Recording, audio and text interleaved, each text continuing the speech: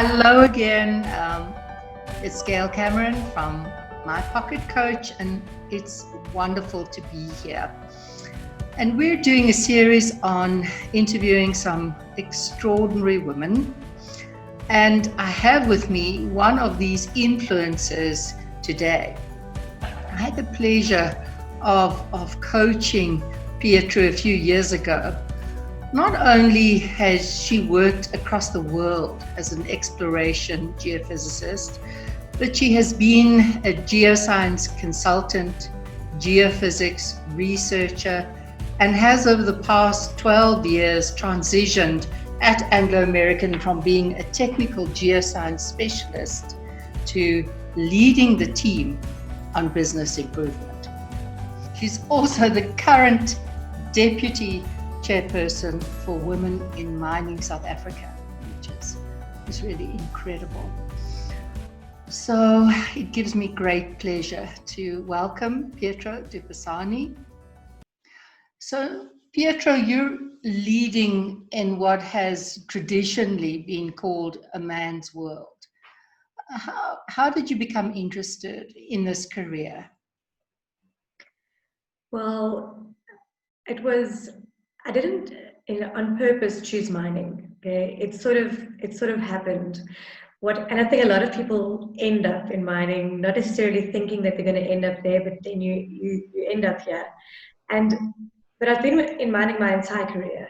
I started off the reason why I chose geophysics, which is what I studied after school, was I had a teacher in grade 11.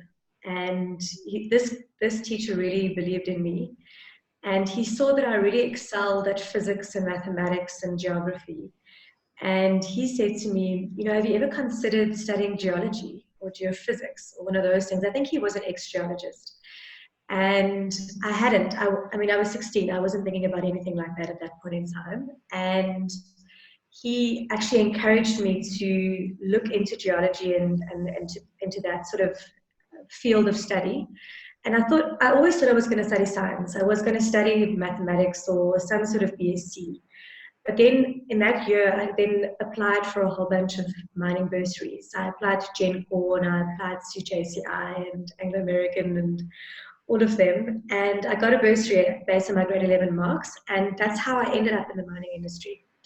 I started off with geology, then went into geophysics, and then as a graduate, I got to travel the world, being an exploration geophysicist, which is probably a really exciting job for a young graduate to do because you get to travel the world. I went to Canada and Zambia and China and did all sorts of interesting work there. And I've just stayed in the industry. It's been so kind to me. It's helped me. I've seen it from so many different angles. I've seen it in a corporate role. I've seen it as a consultant. I've been a researcher at the CSIR. And I eventually came back to corporate in 2007. But it's just been an amazing journey to an industry that's been really kind to me. And I've through all of the jobs that I've done, I've never done the same job for more than 2 to 3 years. Although I'm in the same industry, it's always been something different every 2 or 3 years. And I've grown through it. I've met so many interesting people. I've had different ups and downs. I mean, it's a very male-dominated industry, but you learn how to deal with all of that, and you cope. And if I think back to all of the jobs that I've done, everything has led me to where I am right now. And I've learned from each and every job that I've done. I've learned something that's brought me to here where I can do this and lead this amazing team that I'm currently leading. So it's been an amazing journey. A lot of people are scared of working for the mining industry, especially women, but it's been very kind to me. So Petro, a lot of our listeners out there won't even know what a geophysicist or geoscientist is. So tell us a little bit about what you do. Give us, kind of a day in a life of a geophysicist. Well, I don't do geophysics anymore. I haven't been in geophysics for the last 10 years. But what it is you try and figure out what's going on underneath the Earth's surface without drilling a hole. So you'll send some sort of signal into the ground. So it's like If you think about a submarine and sonar, and they use sound waves to figure out how far away they are from the ocean floor, geophysics is similar. You use different types of techniques to figure out what is underneath the Earth's surface. So if you've got, say for instance, you're looking for a kimberlite pipe that's got diamonds in it, they're normally much less dense than the surrounding rocks, and they normally have nice circular shapes. If you fly over them, you send an electromagnetic signal into the Earth, you can normally see that there's some sort of circle there, and you can also see from the density that there's something different. And that gives you, it sort of helps you to hone in on where to drill your holes to be able to find operations. So that's what I did as exploration geophysicist, was trying to figure out what was going on underneath the Earth's surface and using different techniques to try and find it out. So you'd use gravity type techniques to find kimberlites. You'd use electromagnetic type techniques to try and find big copper lead sulfur or big, what should I say, porphyry compounds type of thing. So it's all different techniques to try and find ore bodies. Awesome. And then from there I went into research at the CSIR, where I developed helped to develop radar technology, which is trying to figure out what the ore body is doing before you actually mine it, from a safety perspective and from a positioning perspective, because then you actually can follow it more closely. So I did a lot of research there, and that's where Anglo American then found me again and went, no, you should be working for us. And then I went into there and did a lot of in-mine geophysics for them. And then from there, I transitioned into business improvement through being part of multidisciplinary teams that were doing business process optimization. And for the last 10 years, I've been doing business improvement, which is full mine value chain optimization. So talking about safety, Pietro, you also you formed part of the CEO's Elimination of Fatalities task force. So that's extremely important in mining at the moment. Tell us about that. So in 2018, what happened is that there were a number of fatalities in the group. I think that year we had 12 or 9, I'm not sure. And the board then went, what can we do to eliminate fatalities? Do we even understand why they're still happening? You know, why can't everybody arrive at work and go home alive at the end of the day? You know, we want to make sure that every cause that can lead to fatality that we can control, that we do everything in our power to eliminate those causes. So what the Elimination of Fatalities Task Force did is we went, because if you think about it, the people who are exposed mostly to risk are those guys who are at the front line. So those are the guys who are operating a rock drill or working in the pits or driving a truck or those sort of things. So the approach was that we speak to as many people as possible across the whole group to understand what could potentially lead to a fatality. And if you ask somebody who's at the front lines every day what can lead to fatality, they will tell you. They will take you to the area in the plant where they don't feel safe. So you ask questions like, where don't you like going during the course of your day? You know, so what are the types of places you don't want to go to? Where, and you know, you would ask, and these would be long form conversations. So we had, as the task force, we probably had over 2,000 conversations with people across all of the operations across the whole world. So that was, I think for me, being part of that task force was life-changing. It was being able to drive with a loco operator. It was being able to go underground into the stopes and speak to the guys who are operating the rock drills. It was going into the plants, speaking to the samplers, and guys who are working with equipment that wasn't necessarily fit for purpose. So they tell you, this doesn't work, no. And just trying to really understand what the root causes were of why people were still not feeling safe. And like I say, I mean, just speaking to all of those people, it was life-changing. And because then you have a real person you've spoken to, you've had a real conversation with, and which feed all of this data back to the board, and a lot of initiatives came from that. So there's a lot of work that's now in place to eliminate fatalities completely across the group. Such meaningful work, Pietro. And I mean, what can be more valuable than, you know, in your profession to save lives? It really is wonderful. Can you tell us, what is a leadership lesson that you've learned in your career? I've learned that I don't have to have all the answers. I used to think when I was when I was younger and starting out in my career that I had to know everything. You know, I had to have. If somebody asked me a question, I must know the answer to that. And I've learned that I don't. It's impossible for me to know everything. It's impossible for me to have an answer to everything, and it's okay. It's okay to not know everything as long as you're willing to go and find the answer somewhere. And yeah, you have to put yourself out there. You have to be vulnerable, and you have to show up as a real person. And not nobody's got all the answers. And as soon as you understand that, then you can move forward. And I think it's when I dropped that facade of wanting to know everything or having to be right, is when a lot of things opened up in my career for me. When people could identify with me as a person, being a vulnerable person who doesn't have all the answers. And I'm willing to collaborate, willing to find out, willing to ask questions. That for me is probably the most humbling or the best leadership lesson that I've learned in my career. And that's so true, Petro. You know, being able to say, I don't know, and being vulnerable in leadership today is a very important part of leadership. So can you tell us how you built confidence and resilience over the course of your career? Because as you said, you're in a very patriarchal professional world.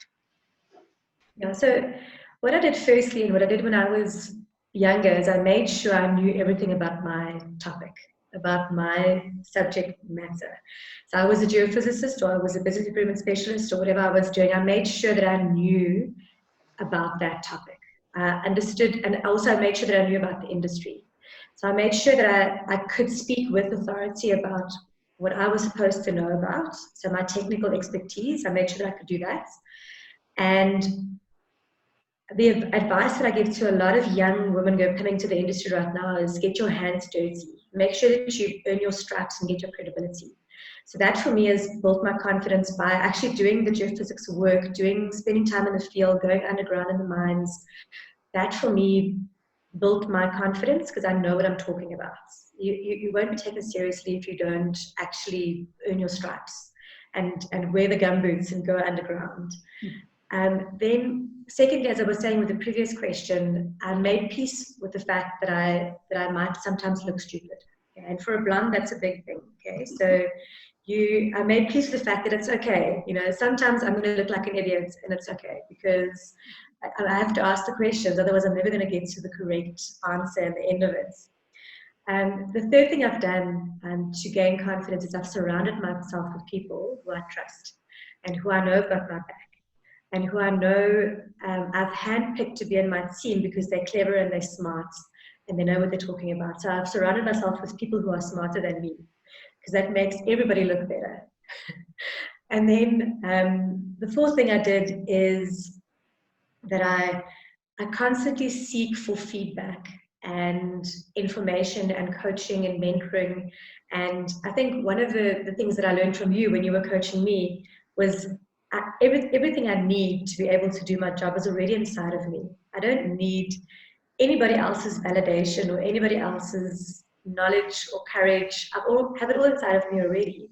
And I was actually standing in my own way of moving forward.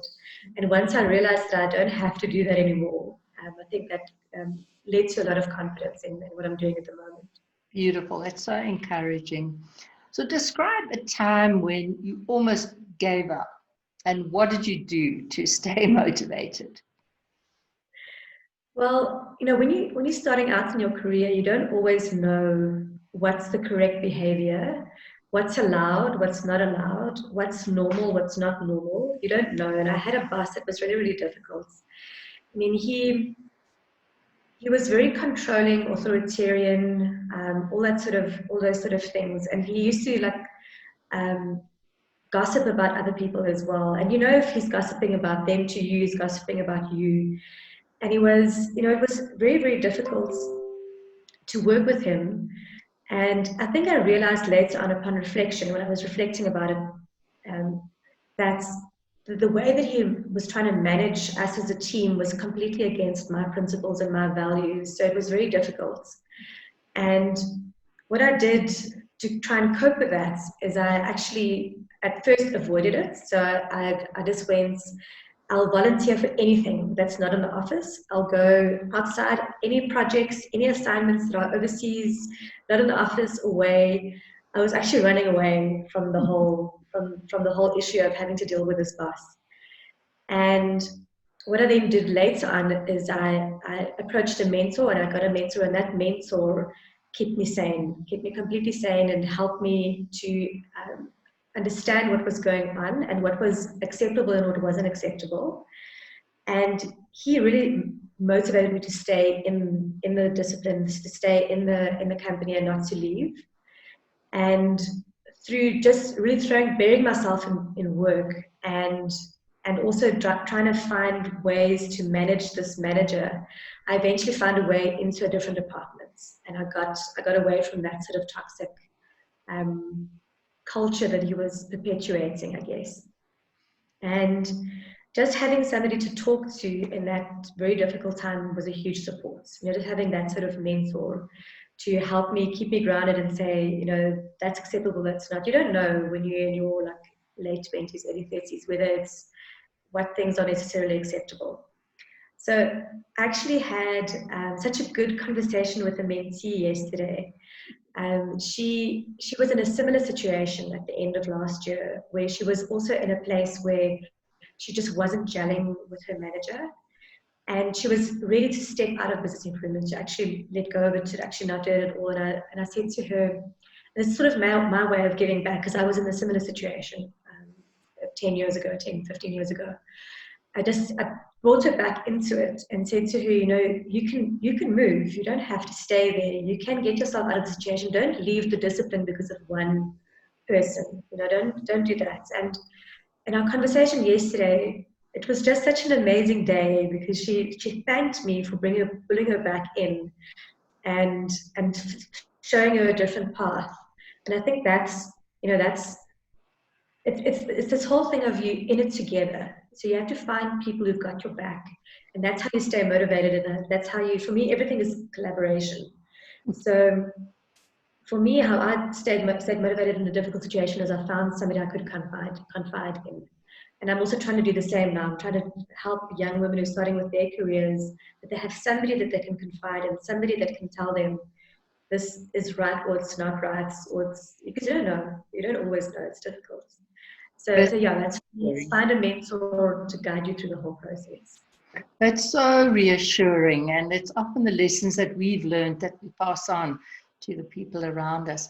So now that you're the leader, how do you motivate your team, especially now in COVID? Well, when I saw you were going to ask me this question about how am I going to keep my team motivated during COVID, I actually sent a WhatsApp message to my team.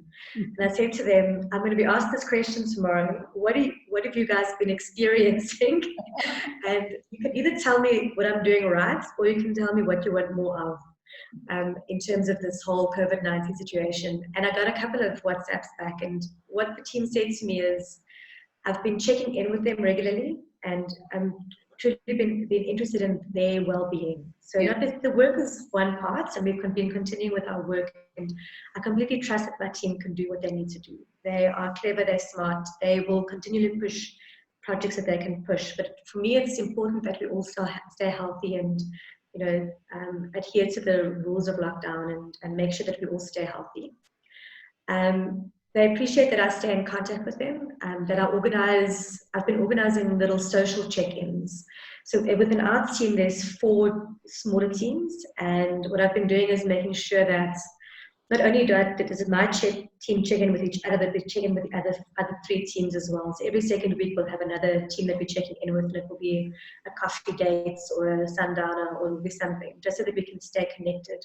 Mm-hmm. My team is extremely loud and extroverted. The team as a team is extroverted, although we've got introverts in the team. And we love seeing each other and spending time with each other. So just building some sort of space where we can still check in on a social basis as well. And then the third thing that they said was that I do communicate enough. So there's enough communication about what's actually happening in the company, because it can be quite isolating if you're by yourself at home. You don't always know what's going on, and being in a big corporate, there's always some sort of politics happening somewhere, so you're out of touch with that completely at the moment. This actually been good for no politics, but so you don't always know what's being discussed, and they've appreciated that I've been keeping them in the loop of everything that's happening. So with our team meetings, I'll always sort of 3/4 into the meeting say, are there any rumors you're hearing? Anything that you want me to debunk, find out more about? And then they'll tell me, and then I'll go and find out if I can. Yeah, and then the one guy on the team said, I've been keeping him so busy with work, he doesn't have time to be demotivated. So I've just been giving him lots of work, so he's happy about that. He's busy the whole time. Yeah. That's beautiful, Pietro. And we know how important empathy is right now, which is having that capacity to participate in people's feelings, because, as humans, we wired to connect. And, you take that away from humans, it puts them into very stressful situations. So how do you think being a woman impacts your leadership style? Yeah, I think it's sort of evolved over the last couple of years. When I was younger, I had this thing that I had to prove that I could do everything a man can do, and also being in a very male-dominated environment, I had to show I can carry this equipment, I can go underground, I can do this. So it was a lot about proving myself and almost starting to emulate almost being a man to get decisions, and then you perceived as being bossy and whatever, but that's beside the point. But I realized later on that I have a specific style that I have to be true to. I can't lead like other people. I can't take on somebody else's leadership style. I have to cultivate my own, and I have to be true to what works for me. Mm-hmm. And what works for me is to be very collaborative and very inclusive, to make sure that I've heard everybody's voice. I'll make the decision at the end, but I have to have heard everybody's voice, and I have to make sure that everybody feels they've been heard, and then we can move forward. And it's also, I think it stems a lot from, I've done a lot of change management work around bringing people along and being part of the solution and building it together, because then it's going to stick in the end. You can be authoritarian, you can give orders, but it's not going to stick in the end. You have to make sure that you bring people along, you hear what they're saying, and that works for me.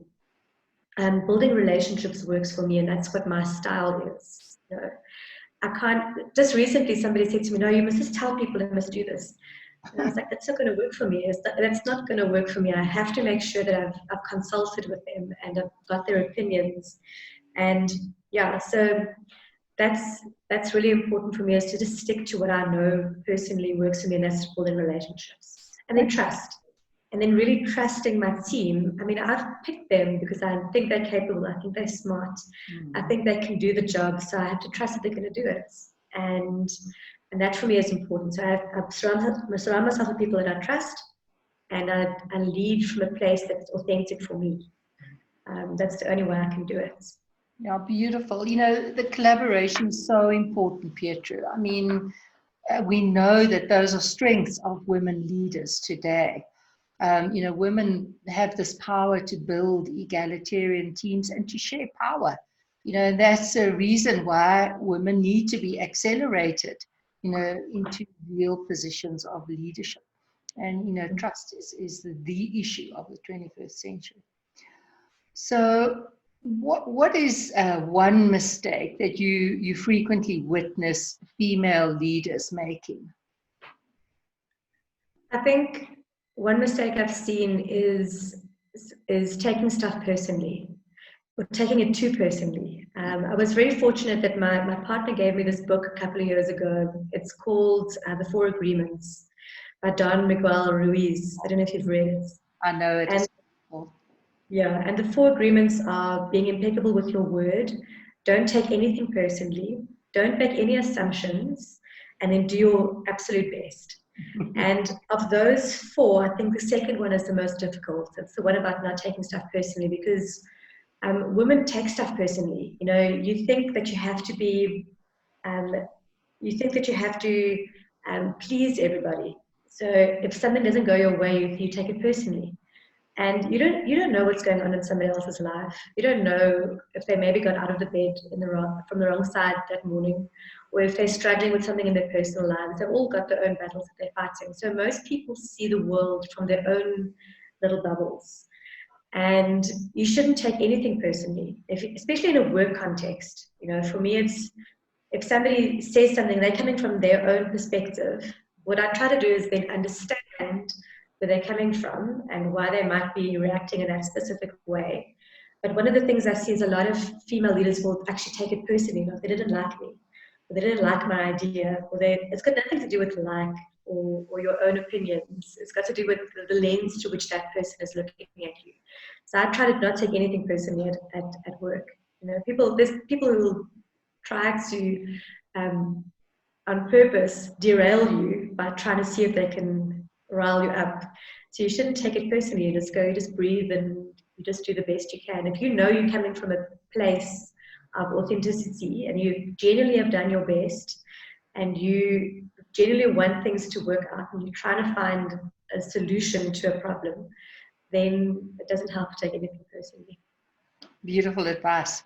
So to end off, what advice would you give to the next generation of female leaders? I think the best thing you can do for yourself as a female leader is to be kind to yourself. Stop listening to that. Most people have got this very harsh inner critic that keeps telling you like how bad you are, when you're not doing stuff right. You know? And as women, we always think that we need to be perfect. We have to be the perfect leader. We have to be the perfect mom, the perfect wife, perfect partner, whatever you have to do, perfect parents. And I think you have to start just cutting yourself some slack, being kind to yourself. It's just not perfect. It's not possible, you know, to be perfect in everything. And you have to find some sort of balance that works for you, and just implement that balance, I think, and try not to be as perfect as possible. I mean, for me, a question that I've been asking myself recently over and over, it's coming up, is what type of person do I want to be? And in any situation. And if I can answer for a day that I've tried to be as kind as possible to myself as well as to the people around me, then that's a good day. It's not always possible, but if I've mostly been kind to myself and the people around me, that's been a good day. Well, thank you so much, Petro. It's been wonderful chatting to you. You are such an inspirational, exemplary example of women leaders, and in a very, very tough environment. You know, you make us proud, and you shine the light where others can follow. You know, well done, Samara. Thank you. Thanks, Gail. Yeah. Thanks. You played a huge part in that, by the way. Sorry? You played a huge part in that, by the way. Take care, Petro, and we'll chat soon. All the best. Thank you, Gail. Bye. Bye.